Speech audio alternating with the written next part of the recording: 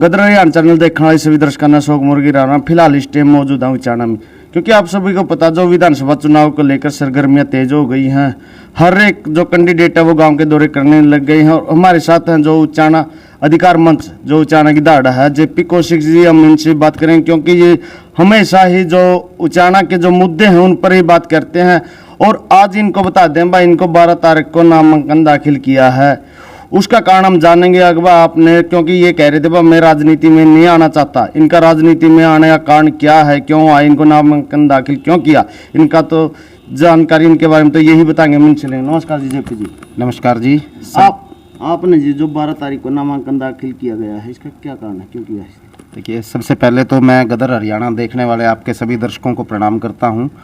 और जैसा कि पहले भी हमारी बातचीत हो चुकी है, हमारा संगठन सामाजिक संगठन है और राजनीति में आने का हमारा कभी कोई मन नहीं था और अभी भी नहीं है।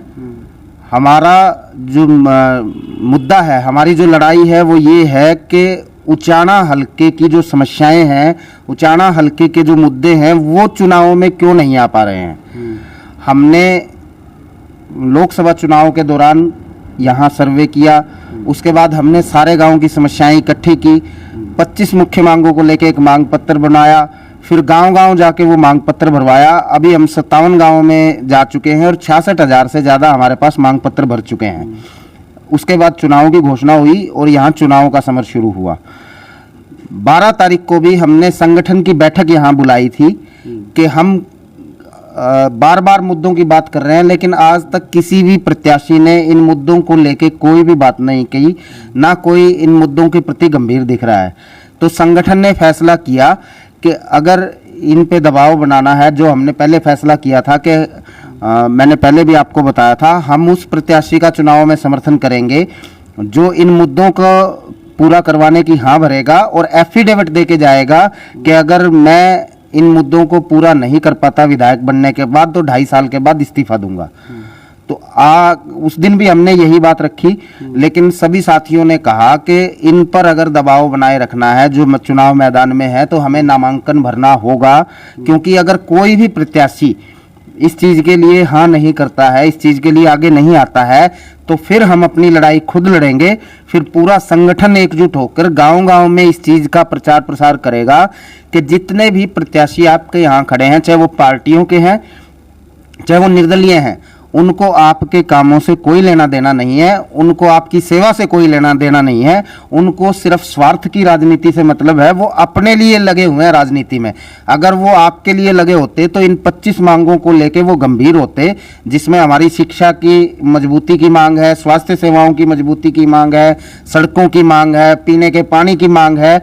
ये हमारी नहीं, ये लोगों की मांग है, ये पूरे हल्के की मांग है। हम अपने लिए कुछ नहीं मांग रहे, हम जो हमारा हल्का है इस जनता के लिए मांग रहे हैं। जब कोई प्रत्याशी उन चीजों की नाम तक लेने के लिए तैयार नहीं है तो वो जनता की राजनीति कैसे कर रहे हैं? इसका मतलब वो खुद के लिए राजनीति कर रहे हैं, स्वार्थ की राजनीति कर रहे हैं। जेपी जी, आप पहले क्यों नहीं आई, इलेक्शन के टाइम पे क्यों आ गए? कुछ जनता सवाल है जी। नहीं, पहले ऐसा नहीं है कि मैं सिर्फ इन चुनावों के लिए यहाँ आया हूँ। हम पहले भी सेवा का काम करते रहे हैं, पहले भी सामाजिक काम हमने जींद में भी किया है, हिसार में भी किया है। लेकिन जब हम लोकसभा चुनाव के लिए, मैं पत्रकार हूं, लोकसभा चुनाव के लिए जब हम यहाँ सर्वे के लिए आए, हमारे कुछ मीडिया के साथी, तो उन्होंने जब यहाँ की हालत देखी तो उन्होंने ही ये सलाह बनाई थी कि इतनी दयनीय स्थिति है तो हमें यहाँ सामाजिक काम कुछ करना चाहिए। और चुनावों का समय सबसे ज़्यादा सेंसिटिव समय होता है, क्योंकि इस समय पे सरकार पे भी दबाव बनाया जा सकता है और नेताओं को भी झकझोर के उनका जमीर जगाया जा सकता है कि जनता के लिए भी आप थोड़ा बहुत सोचें, थोड़ा बहुत जनता की तरफ भी देखें। क्योंकि जेपी जी आपको भाई इस संगठन ने जींद में भी काम किया और हिसार में भी। हाँ, लेकिन जींद में कितनी क्या आपने सफलता मिली, कितना के काम करे? जींद में हमने जाम की समस्या के लिए 2012 में जिस तरह से अभी हमने यहाँ मांग पत्र भरवाए हैं 25 मांगों के लिए, इसी तरह जींद में हमने 2012 जनवरी में हमने शुरू किया था अभियान जाम की समस्या को लेके। पटियाला चौक पुल पे फाटक की मांग की थी हमने, जींद के चारों तरफ बाईपास की, जींद बस स्टैंड के पास से सूखा नाला था उस पे रोड की, 2 जगह अंडरपास की, 2 जगह ओवरब्रिज की। हमने 2 महीने में 31 मार्च तक 42,000 वो मांग पत्र भरवाए। अप्रैल 2012 में हमने विधानसभा स्पीकर को वो भेजे और मई में उन सारे कामों के लिए 1700 करोड़ रुपए हमें मिल गए। वो सारे काम आज आपके सामने हैं, वो सभी पूरे हो चुके हैं। सभी पूरे हो गए? हाँ जी। जितनी आपकी मांग थी। हाँ जी। लेकिन हम दोबारा आते हैं उचाना पर। हाँ जी। उचाना की जो राजनीति का जो सरगर्मियाँ वो बहुत ज़्यादा तेज हो गई हैं, और जो आपके पास भी कोई कैंडिडेट आया है इसके बारे में, अगर हम आपकी ये मांगे पूरी करेंगे जो? नहीं, हम वो समर्थन मांगने तो आए हैं काफी, लेकिन जब हम उनसे ये बात कहते हैं कि आपको एफिडेविट देना पड़ेगा इन 25 मांगों के लिए कि ये 25 मांगे मैं उठाऊंगा, अगर ये पूरी नहीं होती तो 2.5 साल बाद इस्तीफा दूंगा, तो इस बात से फिर वो बैक फुट पे आ जाते हैं। इस बात से उनको घबराहट होती है, क्योंकि उनका अंदर जानता है कि उन्हें काम पूरे नहीं करने हैं। दूसरी बात यह है कि यहाँ के माहौल को देख के मेरे को ये लगता है कि ये जो 2 घराने हैं, ये सारा सब कुछ इन्हीं के इर्द गिर्द घूम रहा है, और जो हमें दिख रहा है कि ये निर्दलीय है या ये दूसरी पार्टी का है, ये जनता के लिए काम करेगा, ऐसा नहीं है। वो भी उन्हीं का कोई घालमेल, उन्हीं का कोई चालबाजी, सब उन्हीं के इर्द गिर्द का मामला है। ये उन्हीं के कुछ आदमी टाइप लग रहे हैं। जब भी चलो अब बात करते हैं, चाहे जो पुराने राजघराने या नए कैंडिडेट आए जो निर्दलीय, कोई भी विकास के बारे में, कोई मुद्दे के बारे में कोई नहीं, मैंने किसी भी यहाँ सिंगल नेता के मुंह से भी किसी विकास के मुद्दे की बात नहीं सुनी है। आप भी सारा दिन घूमते हैं, अगर आपके पास कहीं रिकॉर्ड में कोई बात हो कि किसी ने बात कही हो कि मैं पानी की व्यवस्था करूंगा, मैं इतने 19 गांव में जो जलघर नहीं है वहाँ जलघर बनवाऊंगा, या किसी ने कहा हो कि रोडवेज की बस नहीं चलती है गांव में, मैं रोडवेज की बस चलवाऊंगा, या किसी ने कहा हो कि सरकारी कॉलेज नहीं है लड़कों का लड़कियों का, मैं वो बनवाऊंगा, किसी ने कहा हो कि मैं हर गांव में ई लाइब्रेरी बनवाऊंगा। ऐसी कोई चीज़, ऐसा कोई बयान कोई मेरे सामने किसी का भी नहीं आया, किसी भी नेता का। तो यही हैरानी की बात है कि यहाँ जो नेता हैं वो मतदाताओं को बिल्कुल मूर्ख समझ रहे हैं। वो या तो उसको भावनात्मक तरीके से काबू करना चाह रहे हैं कि मैं 10 साल से लगा हुआ हूँ, लेकिन मुझे ये समझ में नहीं आता कि वो 10 साल से लगे किस चीज़ में हुए हैं। सिर्फ हाथ जोड़ना और ये कहना कि भाई फला पार्टी को वोट दो, फला आदमी को वोट दो, या मुझे वोट दो, ये अगर लगे रहना है तो ये फिर खुद के लिए ही लगे रहना है, ये जनता के लिए नहीं लगे रहना। जो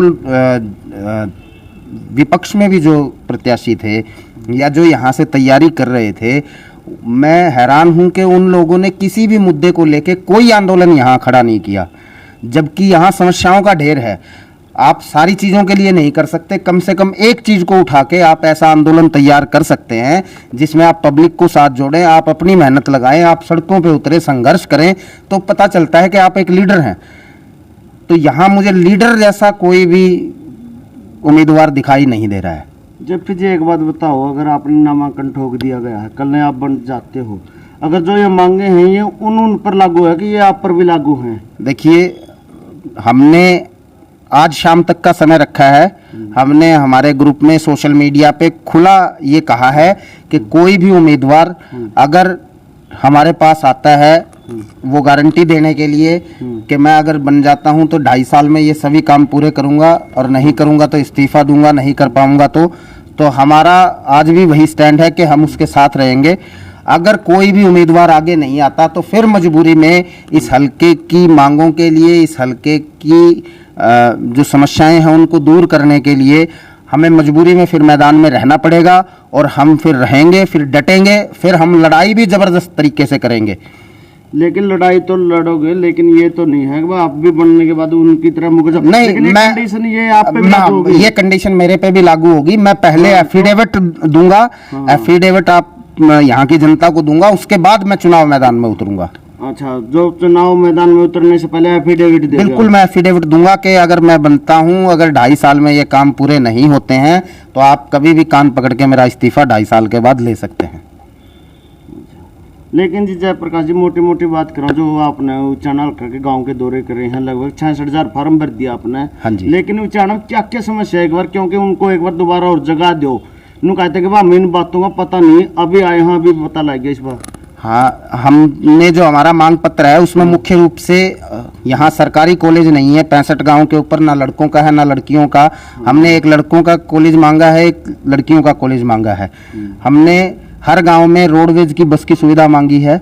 हमने ये कहा है कि जो +2 तक के स्कूल हैं गांव में, वो कम से कम कन्या स्कूल जरूर, जो 10वीं 8वीं तक के हैं उनको +2 तक किया जाए, ताकि हमारी बहन बेटी को एक 12वीं तक तो कम से कम बाहर ना जाना पड़े। हमने मांग की है हर गांव में ई लाइब्रेरी बनाई जाए। हमने मांग की है कि कम से कम 12 या 13 गांव पे एक ऐसी डिलीवरी हट जरूर हो हमारी माताओं बहनों के लिए, जिसमें 24 घंटे डॉक्टर की सुविधा उपलब्ध हो और 24 घंटे एम्बुलेंस हो। हमने मांग की है कि हमारा जो उचाना वाला अस्पताल, जिसको बड़ा अस्पताल कहते हैं, उसमें डॉक्टरों की कमी पूरी हो, उसमें अल्ट्रासाउंड, सीटी स्कैन, एक्सरे की मशीन लगाई जाए। हमने इसमें मांग की है कि पानी की समस्या को देखते हुए एक ढाकल हड से माइनर निकाली जाए और एक जींद से, और इन दोनों को मिला दिया जाए। फिर उसके बाद उसमें से टेल निकल सकती हैं, तो पूरे हल्के के लगभग पीने के पानी की समस्या दूर होती है। जिन 19 गाँवों में जलघर नहीं है वहाँ जलघर बनाया जाए। इसके अलावा हमने उसमें मांग की है कि हर गांव में पशुओं के लिए अस्पताल जरूर हो, ताकि क्योंकि यहाँ कृषि प्रधान इलाका है, लगभग हर गांव, हर किसान, हर गांव, हर घर में पशु रखता है। तो गांवों में पशुओं की अस्पताल न होने की वजह से उन्हें या तो प्राइवेट पे जाना पड़ता है या किसी झोला छाप से अपने पशु का इलाज करवा के वो अपनी पूंजी का सत्यानाश कर लेता है। तो इसी तरह की ये हमारी 25 सामूहिक मांगे हैं। इसमें हमने मांग की है कि मनरेगा को 200 दिन किया जाए कम से कम, और जो उनकी दिहाड़ी है उसको 600 किया जाए। इसमें हमने मांग की है हमारी बहनों के लिए कि जो Anganwadi worker, ASHA worker, mid day meal worker, helper हैं, इनको सरकारी कर्मचारी का दर्जा दिया जाए। तो ये पूरे इलाके की हमारी ये 25 मांगे हैं और इन 25 मांगों के लिए हमने मांग पत्र भरवाए हैं। ये लड़ाई हम चाहे किसी भी स्थिति में हो, ये लड़ाई हमारी जारी रहेगी। ये लड़ाई हम चुनावों के बाद जो भी सरकार बनेगी उस स्पीकर को ये सारे लिखित मांग पत्र देंगे, वो हम हमारे तरीके से लड़ते रहेंगे। लेकिन अब चुनाव का समय है, आप ताकत मांग रहे हैं इन लोगों से, और इन जिन लोगों से आप ताकत मांग रहे हैं उन लोगों के काम की बात नहीं कर रहे हैं। हमारी लड़ाई ये है कि जब तक उचाना का चुनाव मुद्दों पर नहीं आएगा तब तक हम 50 साल से जो हमारा शोषण होता है, जो हमें जूत लगते आए हैं, वही आगे स्थिति रहेगी। और इस स्थिति को बचाने के लिए, स्थिति को रोकने के लिए हमारा संगठन काम कर रहा है। क्यों जेपी जी आपने कह दिया, बस सभी को ये ऑफर दे दिया जो हमारी मांगों को मानता है। अगर वो कल जयप्रकाश जी, अगर कोई भी उम्मीदवार वो किसी कारणवश हार जाता है और वो कहता है मैं जो आपकी मांग है वो पूरी करूंगा, और वो हार जाता है, तो फिर क्या करोगे? देखिए, अगर पहला प्रयास तो हमारा यही रहेगा कि हमारा संगठन अगर कोई तैयार होता है इस चीज़ के लिए कि मैं जनता के लिए काम करूंगा, जनता के मुद्दे उठाऊंगा, और वो गारंटी देता है इस चीज़ की एफिडेविट के रूप में, तो पहला प्रयास तो हमारा ये रहेगा कि हमारा पूरा संगठन मजबूती से उनके लिए काम करे। क्योंकि जिन 66,000 लोगों से हमने ये मांग पत्र भरवाए हैं, उनके मन में कहीं ना कहीं टीस है कि उचाना हल्के में ये काम होने चाहिए, और हम उनको बिल्कुल निजी तौर पर उनको संपर्क करके इस चीज़ के लिए बताएंगे कि ये फला उम्मीदवार ये चीज़ें करने के लिए तैयार है, आपकी लड़ाई लड़ने के लिए तैयार है, इसलिए हमें इनका साथ देना है। फिर भी अगर कोई 1% वो चुनाव नहीं जीत पाते हैं तो वो हमारे साथ इस लड़ाई में बने रहें। सरकार वो सत्ता में जाए ना जाए, वो अगर हमारे साथ बने रहेंगे, उनका पूरा संगठन हमारे साथ बना रहेगा, तो भी इस आंदोलन को मजबूती मिलेगी और हम सड़क से लेके विधानसभा तक की लड़ाई लड़के इन सारी मांगों को पूरे करवा के रहेंगे। अच्छा जेपी जी, आपका कहना है भाई हम उसके साथ लगेंगे, उसको जिताएंगे। अगर किसी कारणवश 1-2% हार जाता तो उसकी फिर हमारे साथ लगना पड़ेगा। बिल्कुल बिल्कुल, चाहे जीतो चाहे हारो। बिल्कुल। चल आप लास्ट में जो उचाना जनता क्या संदेश देना चाहोगे? मैं उचाना की जनता को यही संदेश देना चाहूँगा कि ये इस बार हमारे पास सुनहरा मौका है, जो 50 सालों से हमारे साथ होते आया है कि हम जात के नाम पे, धर्म के नाम पे, गोत्र के नाम पे, गाँव के नाम पे जो चुनाव करवाते आए हैं, जो हमें इमोशनल करके वोट लिए जाते रहे हैं, जो हमारा बेवकूफ़ बना के हमसे वोट लिए जाते रहे हैं, हमने कभी किस काम की, कभी मुद्दों की बात नहीं की। इस बार हमारे पास मौका है कि हम उचाना का चुनाव मुद्दों पर आधारित करें। हमारे जो काम है, हमारी जो समस्याएं हैं, आप ये देखिए कि कोई भी उम्मीदवार बनने के बाद किसी जात का नहीं होता। मुझे एक व्यक्ति नहीं मिला जिस जात का कोई यहाँ एमएलए बना हो और उसने उस जात के गरीब आदमी का भला किया हो। हमारा भला तभी हो सकता है जब हमारे इलाके में शिक्षा की सुविधा होगी, जब हमारे इलाके में स्वास्थ्य की सुविधा होगी, जब हमारे खेतों में पानी होगा। फिर हमें ना किसी नेता के पीछे घूमने की जरूरत पड़ेगी और ना किसी के हाथ पांव जोड़ने की जरूरत पड़ेगी। तो हमारी मजबूती इसी में है कि हमारे इलाके में कॉलेज हों, स्कूल हों, ताकि हमारे बच्चे यहाँ पढ़ लिख के आगे जा सकें, वो तरक्की कर सकें। हमारे इलाके में पानी हो ताकि हम पीने का पानी हमें मिल सके, हमारे खेतों को पानी मिल सके। तो यही मेरा संदेश है उचाना की जनता को कि इस बार का चुनाव हम मुद्दों पर लेके आए, ना कि किसी और चीज़ पर। चलो भाई, आपने जेपी कौशिक जी के विचार सुने और आपकी भी क्या राय सभ्य कमेंट के जरिए अपनी प्रतिक्रिया जरूर दें। वीडियो को ज़्यादा से ज़्यादा शेयर करें। मिलते हैं किसी नेक्स्ट वीडियो में, तब तक के लिए वंदे मातरम, जय हिंद, जय जवान, जय किसान।